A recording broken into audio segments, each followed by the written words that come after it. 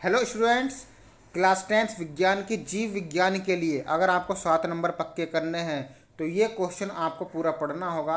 और ये क्वेश्चन ऐसा है, अगर आप इसको एक बार पढ़ लोगे तो आपको ये याद हो जाएगा, रटने की बिल्कुल भी ज़रूरत नहीं है। व्यावहारिक जीवन से जुड़ा हुआ क्वेश्चन है और एग्जाम में आने के चांस बहुत ज़्यादा हैं और आता ही रहता है। कितना इंपॉर्टेंट है आपको ये बॉक्स में दिखाई दे रहा होगा। 8, 12, 14, 15, 17 में आया हुआ है और हर साल आता रहता है।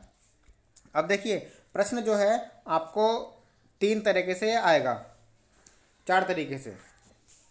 पहला तरीका, जनसंख्या वृद्धि के कारण होने वाली हानि तथा जनसंख्या वृद्धि रोकने के किए गए उपायों का वर्णन कीजिए। अब जनसंख्या वृद्धि से होने वाली हानि और उसको रोकने के उपाय आपको लिखने हैं। या इस तरह से आएगा, जनसंख्या वृद्धि का मानव समाज पर दुष्प्रभाव पर संक्षिप्त टिप्पणी या संक्षिप्त निबंध लिखिए। वैसे तो आपको ये हिंदी का लग रहा होगा, लेकिन ये विज्ञान का है क्योंकि टॉपिक ही ऐसा है। प्रश्न नंबर 3 इस तरह से भी आ सकता है, ये जनसंख्या वृद्धि से उत्पन्न होने वाले खाद्य समस्याओं का उल्लेख कीजिए या जनसंख्या एक समस्या पर संक्षिप्त विवरण दीजिए। तो 4 तरह से आपका एक क्वेश्चन आ सकता है। चारों में से कोई सा भी क्वेश्चन आए, आपको इस तरह से आंसर लिखना है। मैं आपको आगे बताता हूँ। देखिए, सबसे पहले आपको यहाँ पर हेडिंग डालना है, जनसंख्या वृद्धि के कारण, हानियाँ, दुष्परिणाम या और समस्याएं। ठीक है, क्या लिखेंगे आप? जनसंख्या वृद्धि देश के आर्थिक विकास के हर क्षेत्र में अवरोध उत्पन्न कर रही है।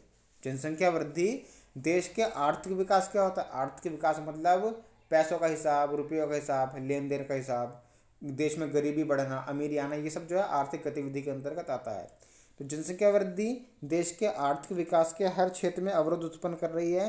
प्राकृतिक संपदा तथा किसी भी देश के संसाधन सीमित होते हैं। भाई कोई सी भी चीज़ हो वो सब लिमिट में है। एक जल भी जो है एक लिमिट में ही है, कुछ सालों बाद जल जो है खत्म हो जाएगा पृथ्वी से।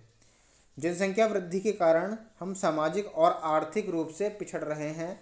जनसंख्या वृद्धि, भाई किसी परिवार में अगर 8 सदस्य हैं जनसंख्या वृद्धि के कारण, तो उतनी गरीबी होगी परिवार में।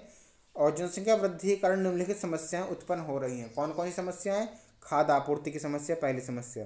जनसंख्या वृद्धि के कारण हमारे देश के समक्ष खाद्य आपूर्ति की समस्या उत्पन्न हो गई है।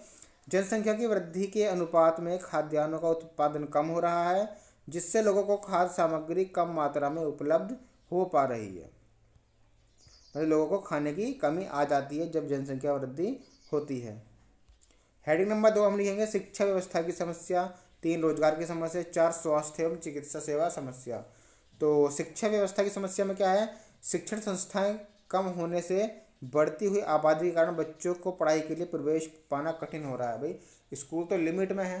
भाई किसी शहर में मान लो 4-5 स्कूल हैं, लेकिन बच्चे तो बहुत ज़्यादा हैं, तो स्कूल तो उतने ही रहेंगे, लेकिन बच्चे जो हैं, जनसंख्या जो है वो बढ़ती जा रही है, इसलिए बच्चों को एडमिशन भी नहीं मिल पाता है।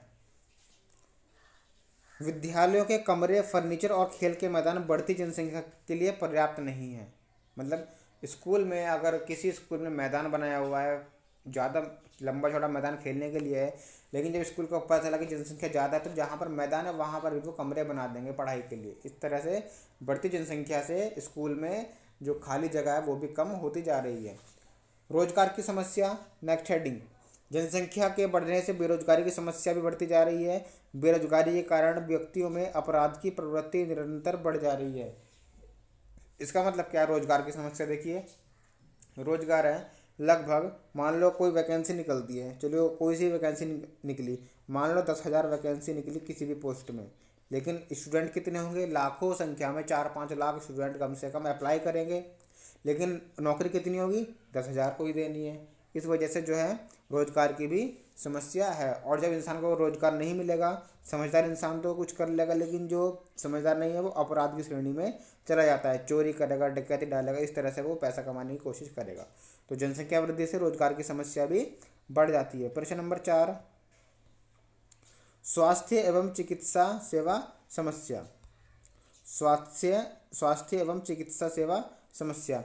परिवार में अधिक बच्चे होने से माँ का स्वास्थ्य खराब हो जाता है। भाई कोई महिला ज़्यादा बच्चों को जन्म देगी तो माँ का स्वास्थ्य खराब हो जाता है, जिससे बच्चों की उचित देखभाल ना होने से वे बीमार और दुर्बल हो जाते हैं।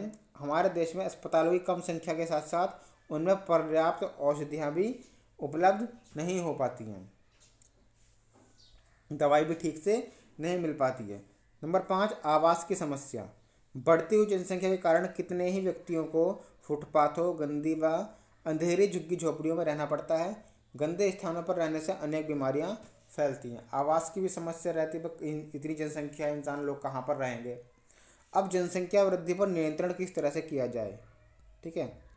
जनसंख्या वृद्धि पर नियंत्रण किस तरह से किया जाए। नंबर 1, कानूनी व्यवस्था होनी चाहिए। जैसे थाईलैंड, चीन, स्विट्जरलैंड, फिलीपींस और आदि देशों की तरह हमारे देश में भी जनसंख्या वृद्धि के लिए संविधान में कठोर कानूनी व्यवस्था होनी चाहिए। भाई थाईलैंड और चीन में एक लिमिट है कि अगर आप इतने ज़्यादा बच्चे अगर आपके होते हैं तो आपको कोई सुविधा नहीं मिलेगी या उन पर बैन होता है, ठीक है। इस तरह से इंडिया में भी होना चाहिए। नंबर 2, शिक्षा व्यवस्था।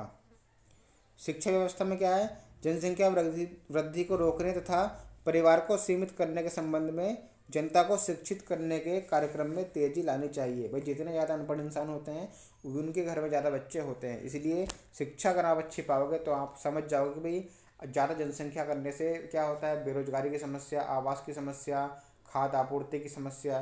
तो इस तरह से जितना पढ़ा लिखा इंसान होगा तो वो शिक्षा व्यवस्था को ध्यान में रखते हुए इन सब बातों पर ध्यान देगा। इसलिए शिक्षा बहुत ज़रूरी है। शिक्षा सबके लिए लागू कर देनी चाहिए और लागू है फिर भी लोग नहीं पढ़ पाते हैं। नंबर 3, आर्थिक स्थिति में सुधार। लोगों को उचित रोजगार तथा व्यवसाय मिलने चाहिए जिससे आर्थिक स्तर में सुधार हो सके। आर्थिक स्थिति सुदृढ़ होने से व्यक्ति अपने बच्चों के अच्छे भविष्य के बारे में सोचता है और परिवार को सीमित रखता है। पॉइंट नंबर 4 हम देखते हैं यहाँ पर, परिवार कल्याण संबंधी कार्यक्रमों को बढ़ाना।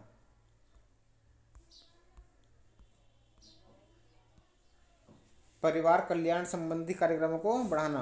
परिवार को सीमित रखने के लिए कुछ ऐसी व्यवस्था होनी चाहिए जिससे परिवार सीमित रखने के